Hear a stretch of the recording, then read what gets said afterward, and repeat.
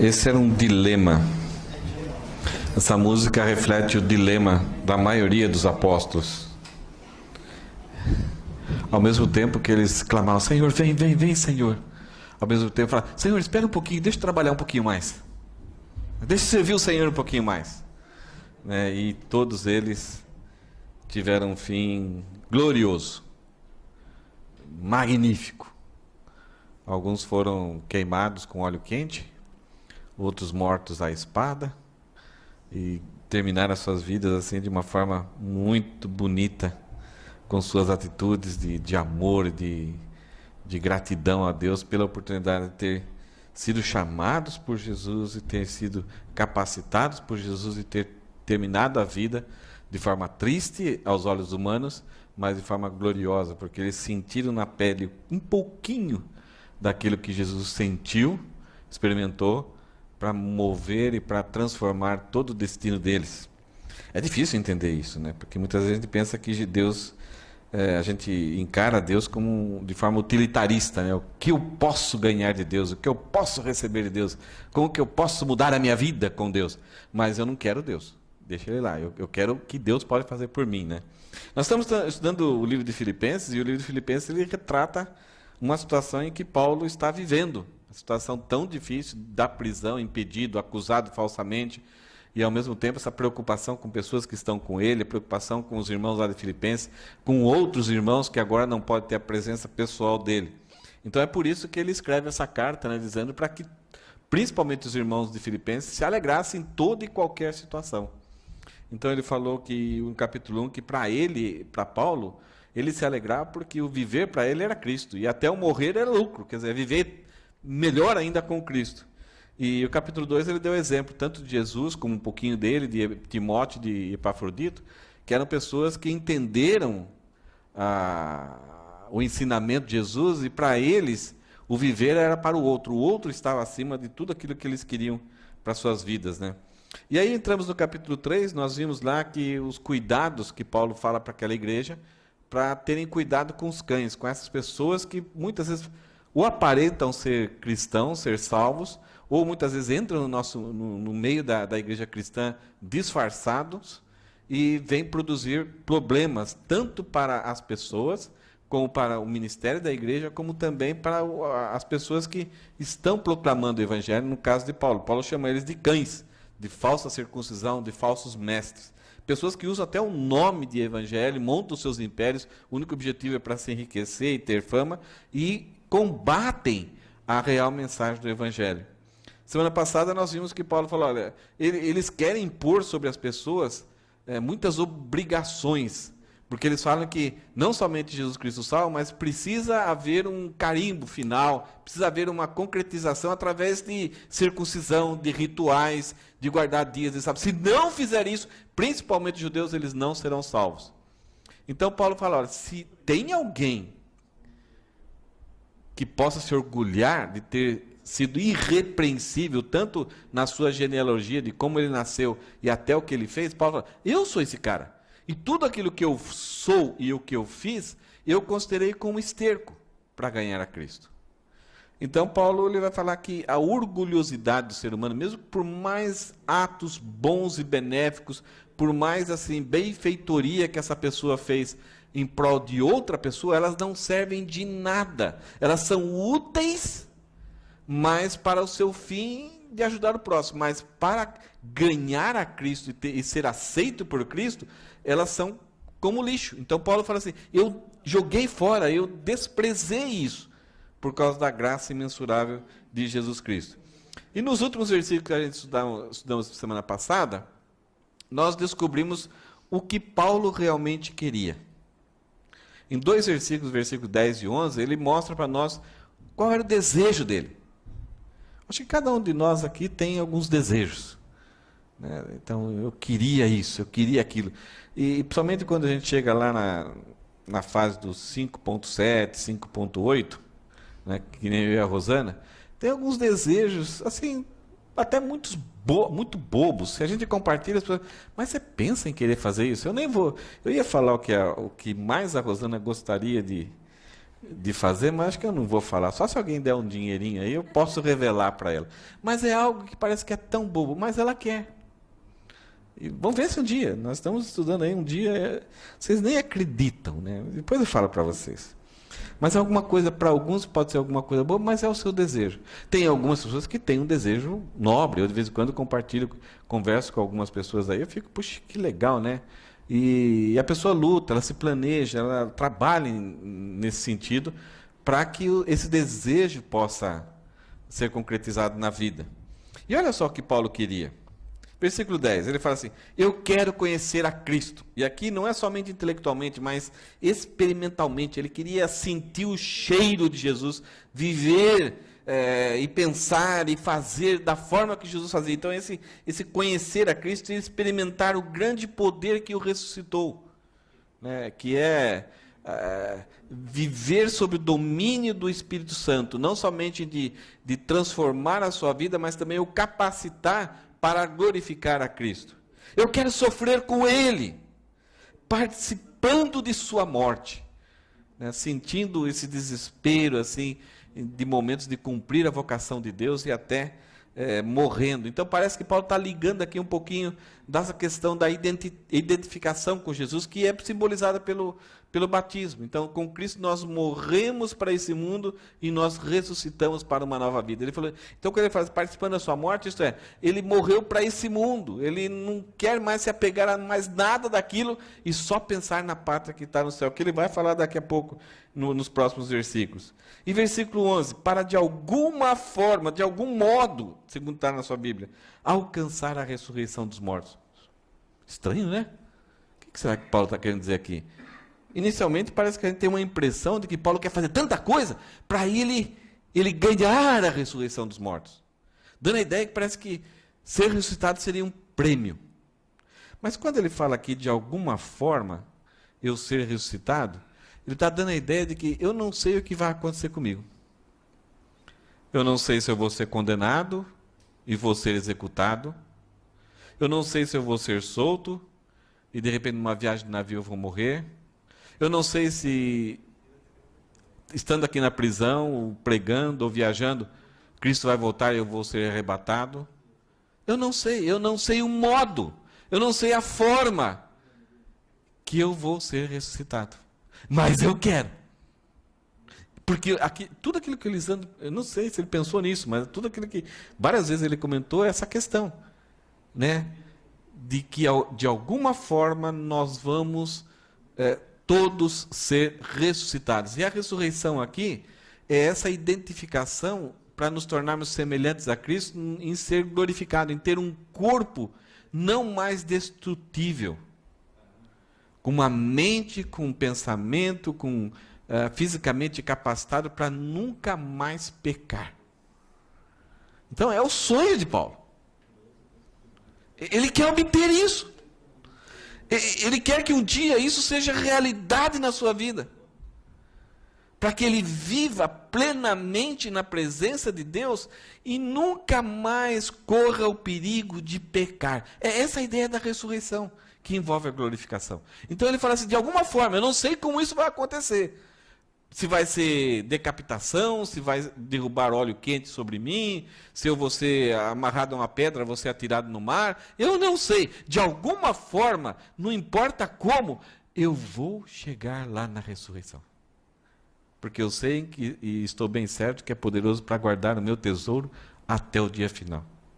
Agora, por causa dessa alguma forma ou não, eu não sei, Paulo está querendo dizer para nós, eu não sei quanto tempo resta para mim.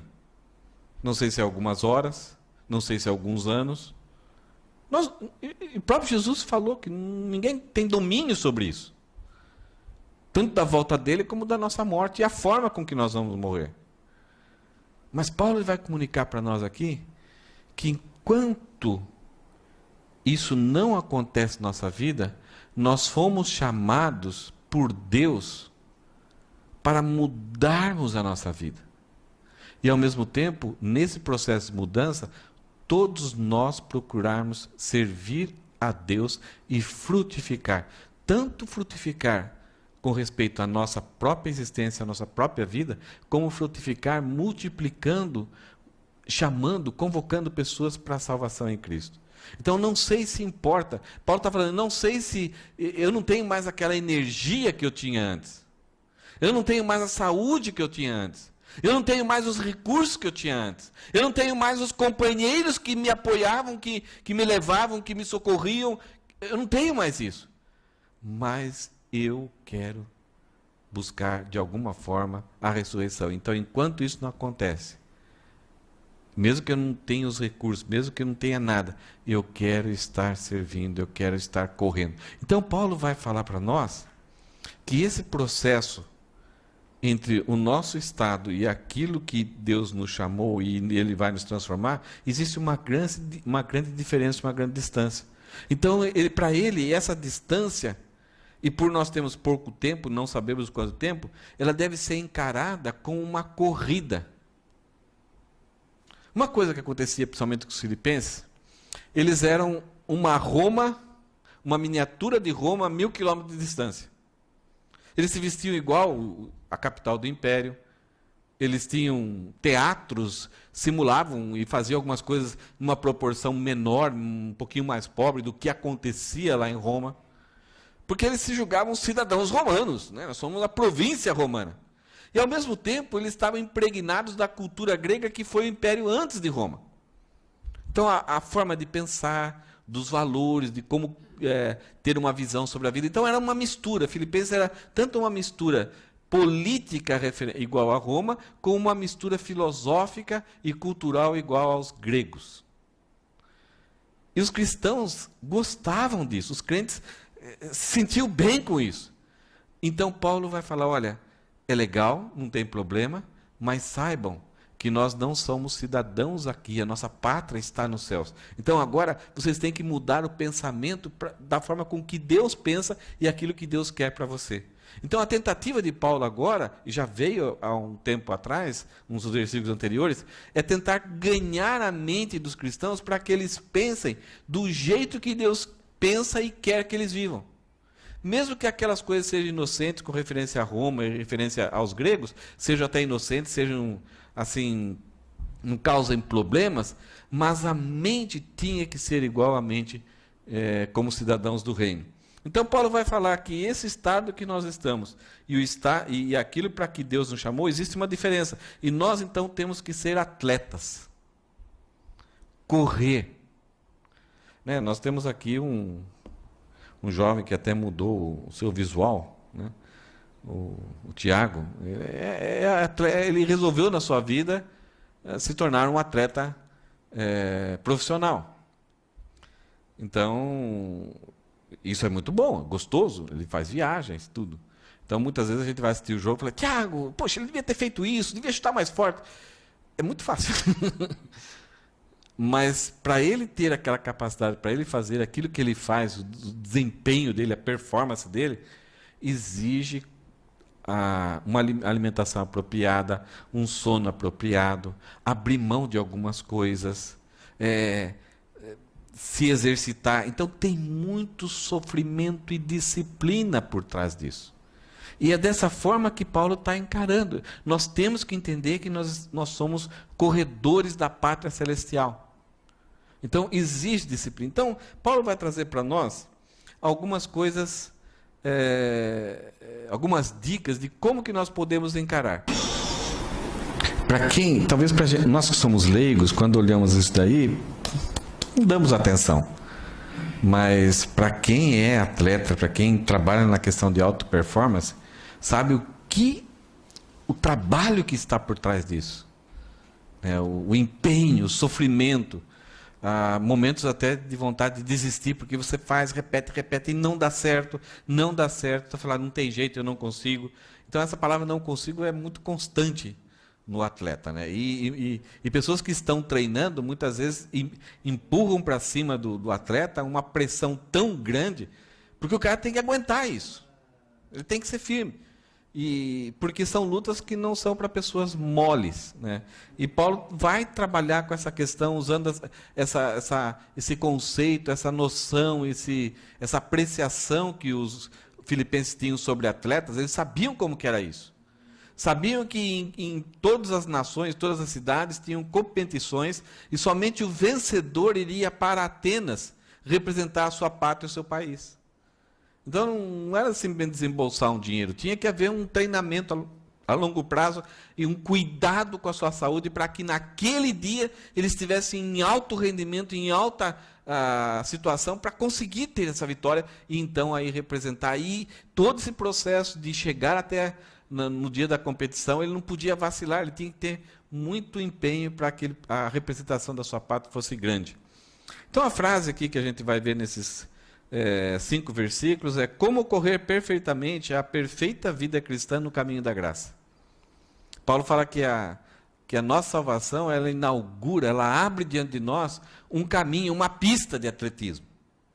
Está diante de nós, bonita, bem feita. Então, como nós devemos correr perfeitamente a perfeita vida cristã no caminho da graça? Paulo vai falar que existem três atitudes exigidas da gente. Primeiro, compreensão. Eu entender quem eu sou, como que eu estou. Então, com essa compreensão, eu vou me dedicar a um treinamento específico, aquilo que é exigido de mim. Uma concentração. No que eu devo concentrar todos os meus esforços, minha mente. E uma concordância, isto é, eu aceitar quais as regras que são exigidas e qual é o meu comportamento. Então, a maior parte dos cristãos, das pessoas são atraídos por cristianismo por causa das vantagens que o cristianismo oferece, por causa da proposta de Jesus. Ele vai preencher o vazio do seu coração, ele vai transformar a sua vida. Eu quero, mas eu não quero Jesus, e eu não quero aquilo que é exigido. Eu não quero correr nenhuma corrida, não. E eu quero ter o controle da minha vida, agora a minha vida melhorada, mas ainda eu sou dono da minha vida. Não quero nenhum chamado, não quero ser chamado para nada, eu quero ainda viver a minha vida. E Paulo fala que não é assim. Primeiro que, ao sermos salvos, nós somos chamados para uma santa vocação. Vamos brincar um pouquinho com o texto? Vamos trabalhar com o texto? Versículo 12, Paulo fala assim que para nós que somos atletas na vida cristã, há uma necessidade de uma compreensão, de um entendimento correto de quem nós somos. E Paulo fala assim: eu quero a ressurreição, eu quero ter essa perfeição que Deus vai me transformar. E eu não estou dizendo que já obtive tudo isso. Apesar de eu ser salvo, eu ser justificado, eu já fui reconciliado com Deus, mas aquilo que Deus me tornou ainda é muito diferente, eu estou aqui. E ele fala, não estou dizendo que já obtive tudo isso, que eu sou perfeito. Ele fala que não obtive e não alcancei a perfeição. Estou muito longe ainda, mas prossigo a fim de conquistar essa perfeição para a qual Cristo Jesus me conquistou. A linguagem que Paulo dá aqui, essa ideia de prossigo, no português fica assim, né? Eu prossigo, então eu estou indo lá, né?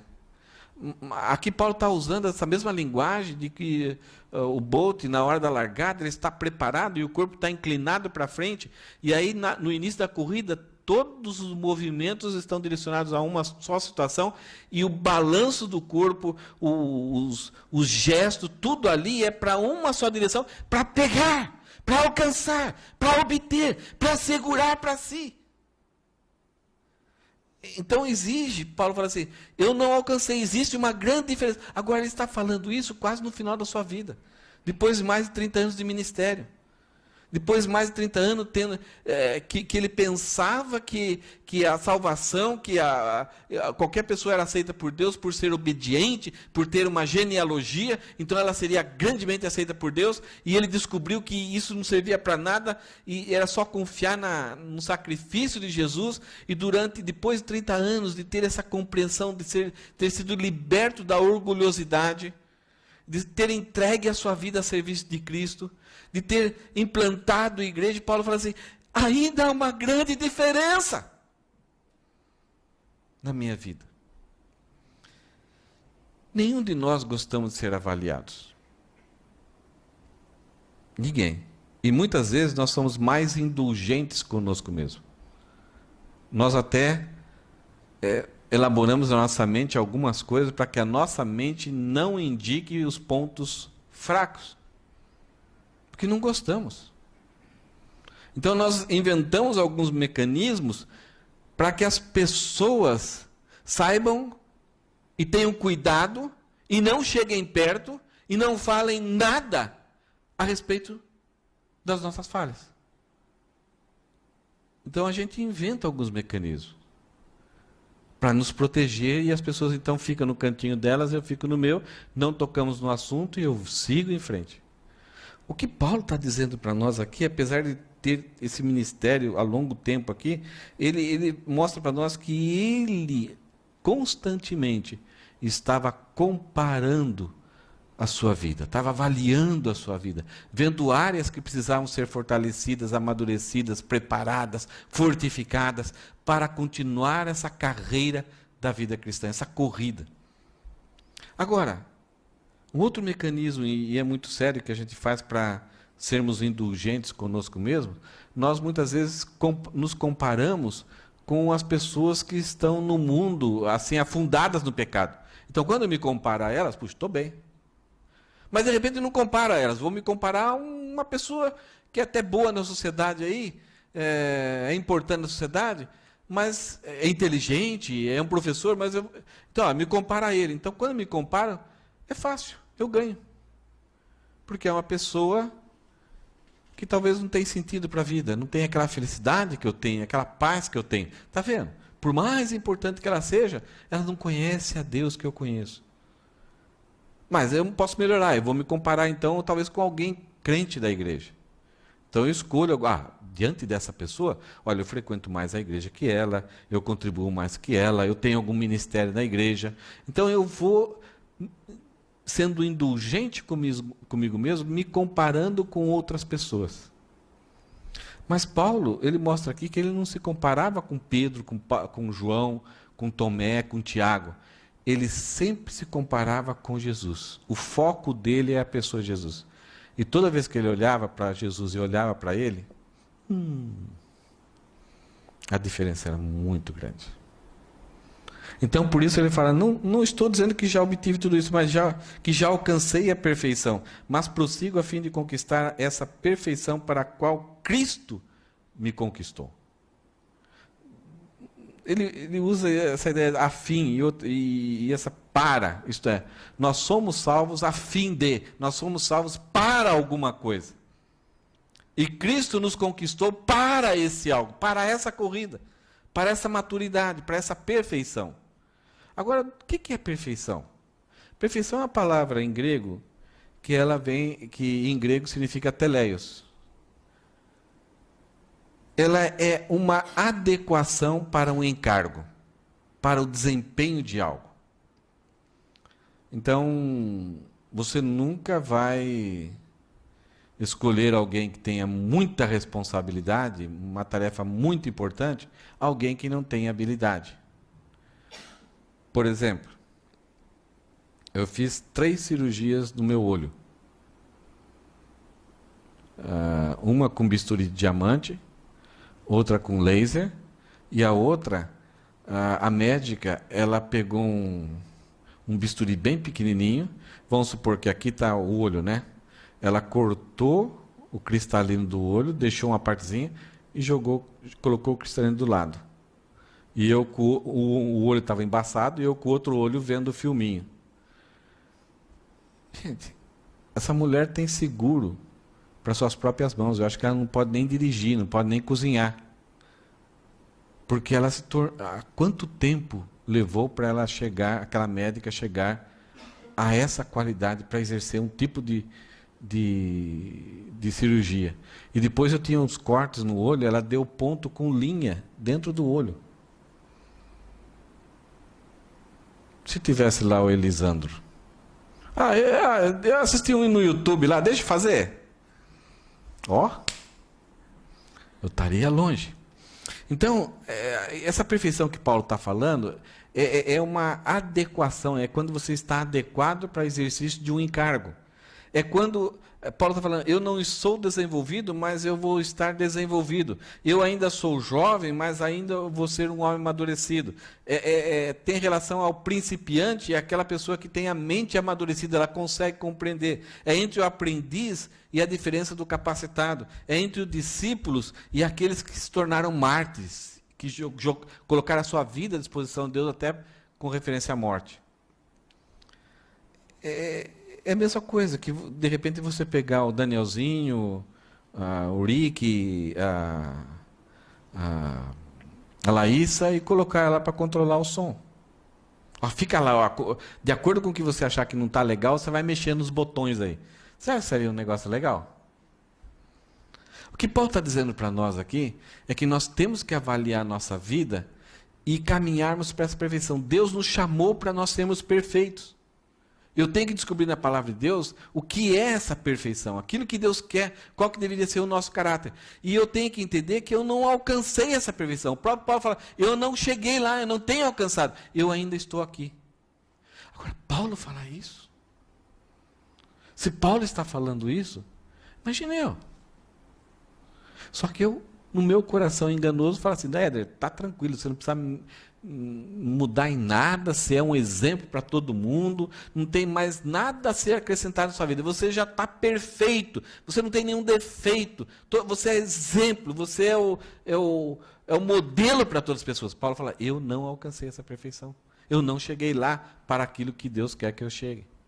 Então, nessa corrida, Paulo fala assim, que eu preciso ter essa compreensão, eu preciso fazer uma avaliação, e o padrão meu, o modelo, a checagem deve ser com Jesus, com referência a Ele.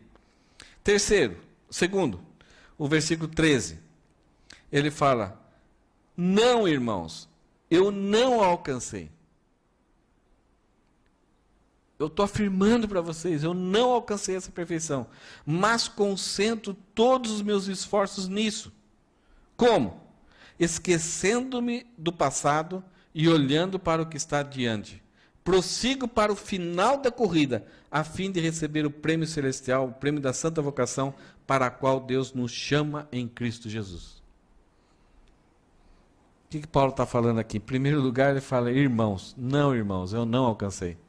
Então, ele não está falando assim para os apóstolos, que a corrida cristã é somente para líderes, para pastores, para pessoal de louvor, para apóstolos, para bispos. Paulo fala, irmãos.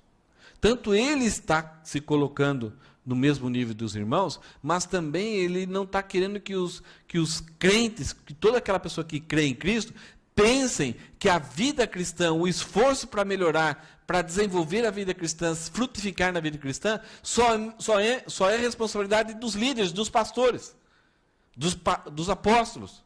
Não, então eu vou assistir aquilo que o louvor vai fazer, o pastor vai fazer. Eu sou simplesmente uma pessoa que estou pagando para assistir uma apresentação. Isso daqui, isso que acontece na nossa igreja, nesse prédio, é uma reunião que ela exige várias atividades. Mas a vida cristã é no dia a dia, no 24 horas, nas nossas casas, nos nossos relacionamentos, no nosso trabalho. É lá que Deus quer que a gente cresça, que a gente desenvolva os frutos do Espírito Santo e que amadureça a cada dia. Então, um dia pisou na bola, no outro dia tem que ser melhor. Por isso que Paulo fala, o passado fica.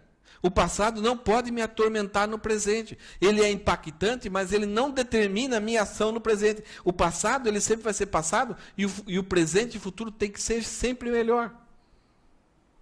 E também Paulo está falando, quando eu pensava que eu era importante, que eu era aceito por Deus, eu joguei fora. Isso não tem mais valor. Daqui para frente é a nova vida. Eu tenho uma nova vida com Cristo. Se lá no passado eu persegui a igreja, matei cristãos, isso não importa mais. Cristo me perdoou, a nova vida está diante de mim. Então algumas pessoas sofrem porque no passado fizeram coisas tristes e aquilo atormenta. Então Paulo fala assim, isso já foi resolvido. Daqui para frente eu sou nova criatura.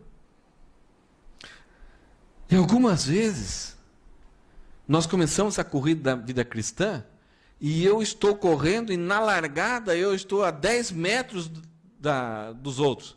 E eu falo, tá vendo, gente? Que legal, que bom, ganhei. Não, mas falta 90 metros ainda. Vocês já viram videozinhos no YouTube de pessoas que comemoraram antes do final? Né?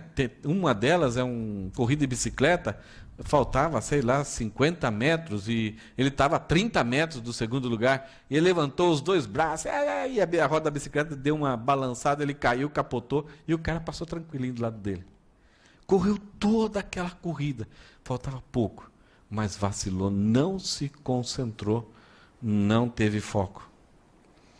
E Paulo fala assim, não, aquilo que eu conquisto no dia a dia, mesmo nessa vida cristã, elas não devem ter um impacto negativo. Elas podem encorajar, podem incentivar e mostrar para mim, puxa, eu consegui fazer aquilo na dependência de Cristo e aconteceu, mas elas não podem me iludir de que eu vou ter sempre os mesmos resultados. Eu preciso sempre ter o foco. O Tiago trabalha muito com esporte, né? E os técnicos sérios, eles batem muito nessa tecla. Né?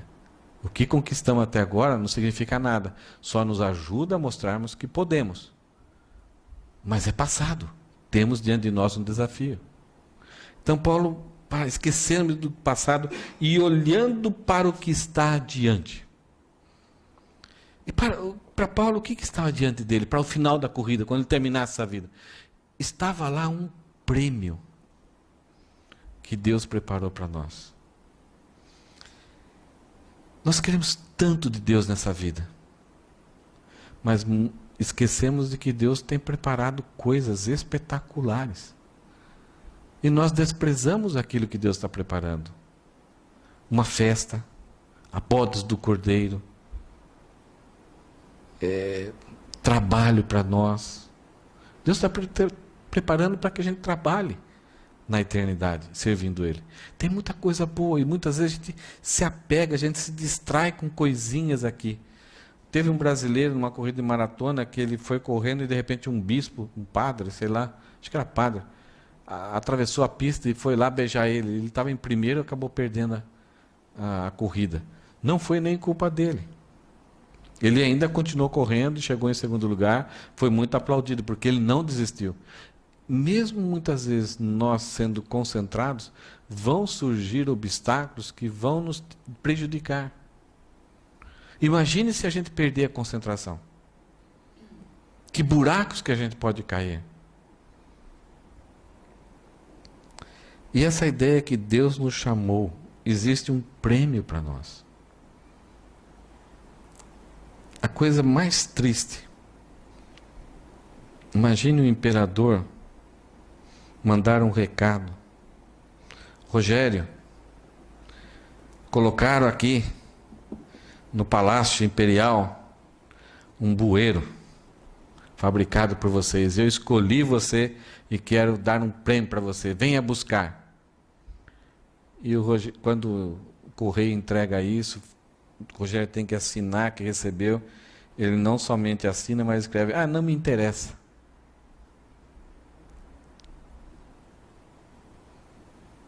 E muitas vezes nós estamos assinando para Deus: olha, não me interessa o que o Senhor tem preparado para mim.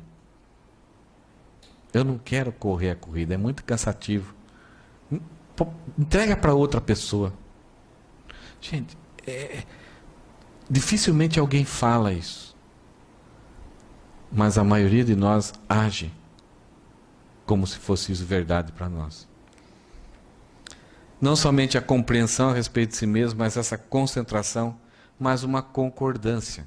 Veja o que Paulo fala no versículo 15. Todos nós que alcançamos a perfeição, a maturidade, devemos concordar quanto a essas coisas. Como é difícil muitas vezes pregar e falar do Evangelho até para crentes. O que o Evangelho exige, qual que é o empenho do cristão. As pessoas não concordam, e principalmente os crentes, não concordam com o que a palavra fala. Há um apego àquilo que interessa, a forma que interessa. Mas se tem alguma coisa assim que vai ser difícil para mim, não quero desse jeito. Para um atleta, não tem essa opção de querer ou não querer. Ele tem que passar por todas as fases e etapas de um treinamento. Musculação, rendimento, velocidade, fortalecimento, hora de dormir, hora de acordar. Não, existe uma necessidade de concordar com o treinamento e também com as regras.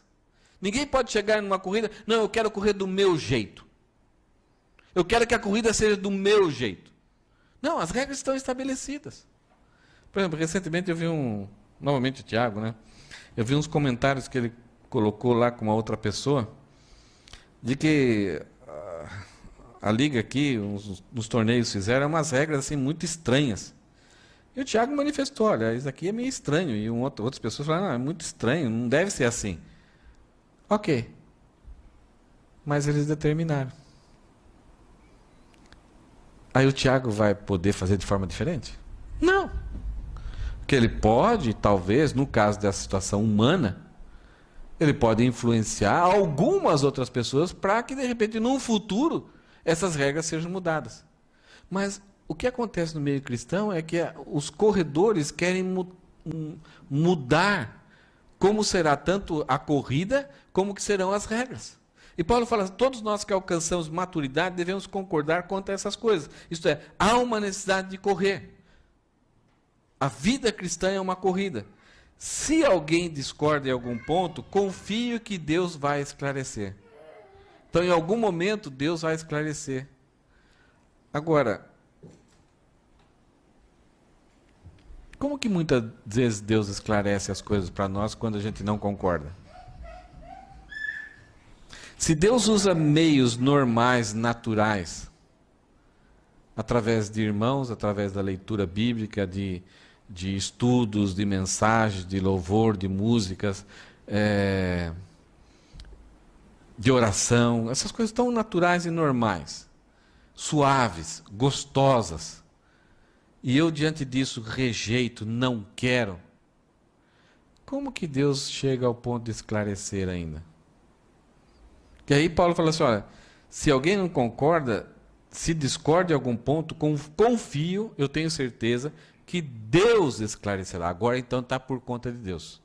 Quando alguém rejeita a forma de Deus, as regras que Deus estabelece, a maneira que nós devemos viver, quando alguém rejeita, e rejeita todos os meios naturais para ela entender isso, então as orientações, os aconselhamentos, a vida em família, a pessoa não quer saber disso.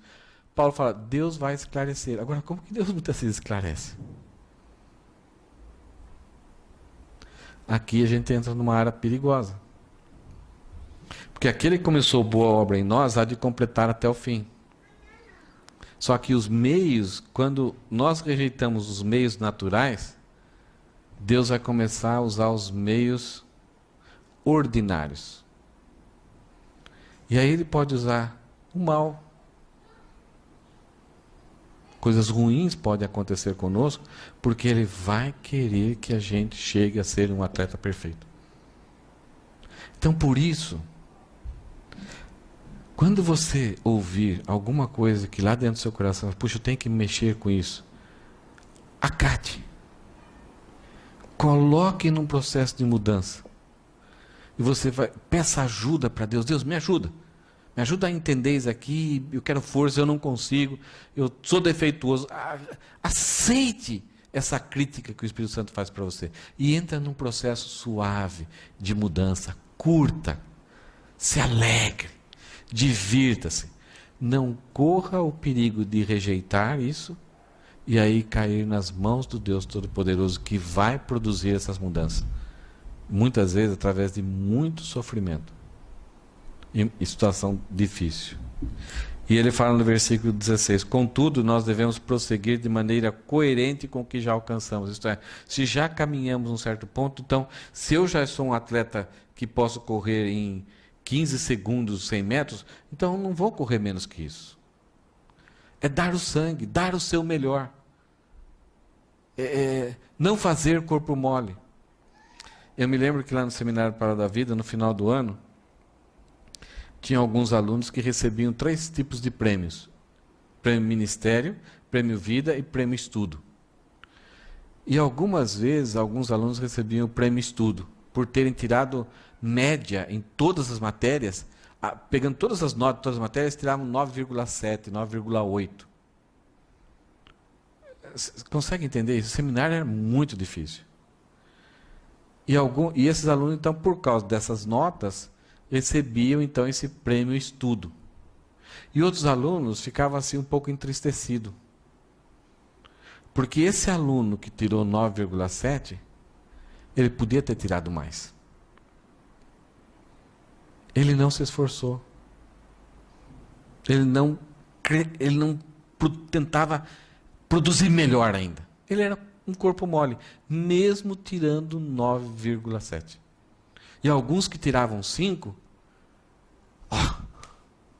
lutavam, se esforçavam, eram agradecidos, empenhavam, estavam concentrados e estavam concordantes que eles precisavam produzir o melhor deles.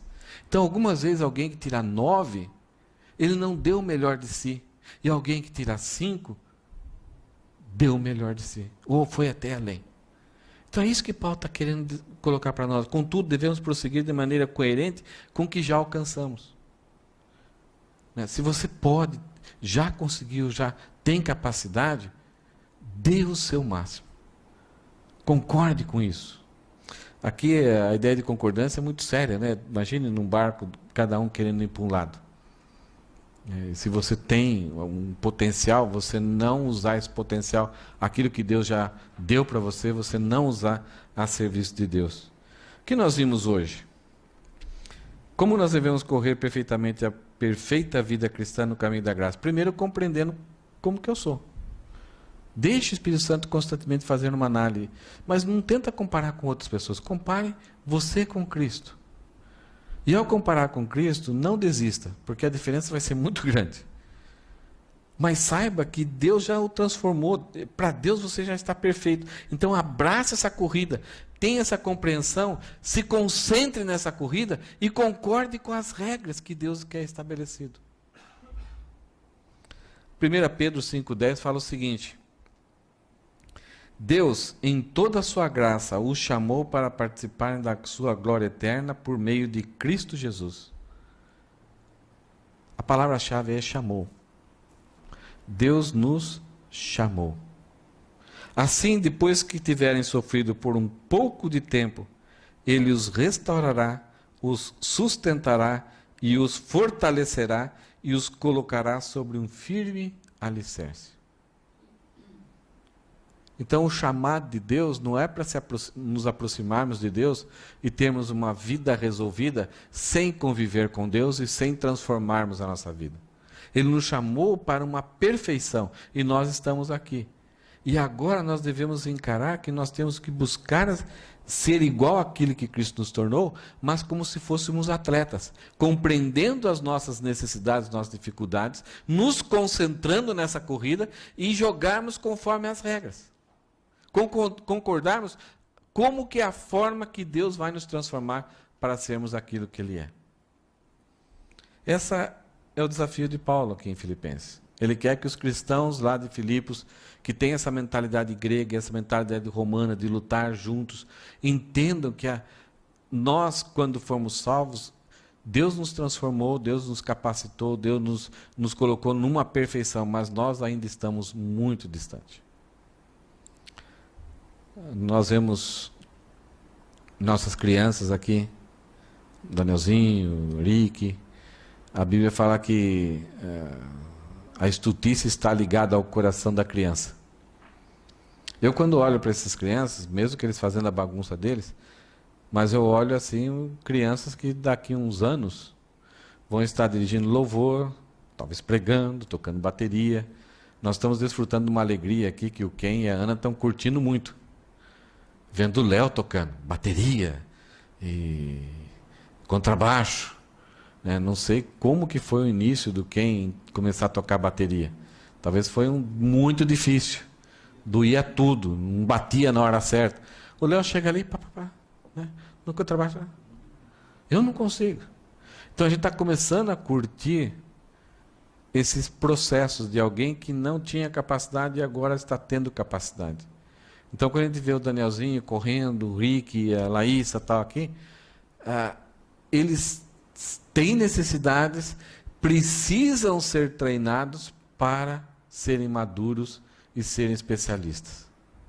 Se a gente entregar eles à vontade deles, eles com 15 anos vão estar correndo aqui na igreja. E aí a gente vai falar assim, alguma coisa está errada. Uma doença eles tiveram. Porque eles não houve transformação. A gente está tratando de criança. Mas a Bíblia fala que nós, como adultos, nós temos que entender, fazer uma autoanálise sempre, nos comparando com Jesus e percebermos o quanto ainda precisa ser mudado na nossa vida. Quanto muitas vezes o nosso linguajar, nossos hábitos, as nossas atitudes, as nossas ações, como que a gente reage com a crítica, com tudo. E buscar essa mudança, concentrar nisso.